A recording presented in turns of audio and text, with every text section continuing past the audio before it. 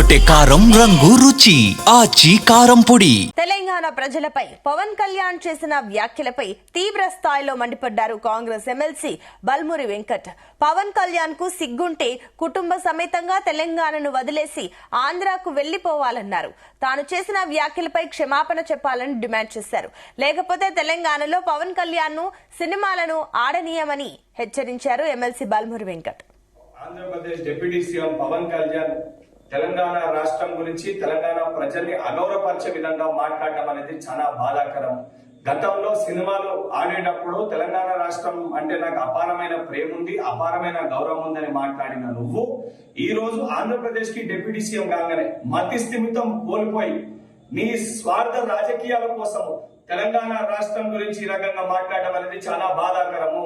నువ్వు నిజంగా నీకు సిగ్గుంటే నువ్వు మాట్లాడిన మాటలకి కుటుంబ సమేతంగా తెలంగాణ రాష్ట్రాన్ని విడిచిపెట్టి వెళ్లి ఆంధ్రప్రదేశ్ లోనే ఉండు. నువ్వు కనీసం సోయి లేకుండా తెలంగాణ ప్రజలు అత్యధిక నీ సినిమాలు చూసి నిన్ను గౌరవిస్తుంటే బల్బుతోటి ఈ రోజు తెలంగాణ రాష్ట్రం గురించి ఈ రకంగా మాట్లాడడం అనేది చాలా దురదృష్టవశాతము. నువ్వు ఇదే రకంగా నీ వైఖరికి నువ్వు తెలంగాణ ప్రజలకి తెలంగాణ రాష్ట్రంలో ఉన్న ప్రతి ఒక్కరికి క్షమాపణ చెప్పకపోతే తెలంగాణ రాష్ట్రంలో నీ సినిమాలు ఆడనివ్వము.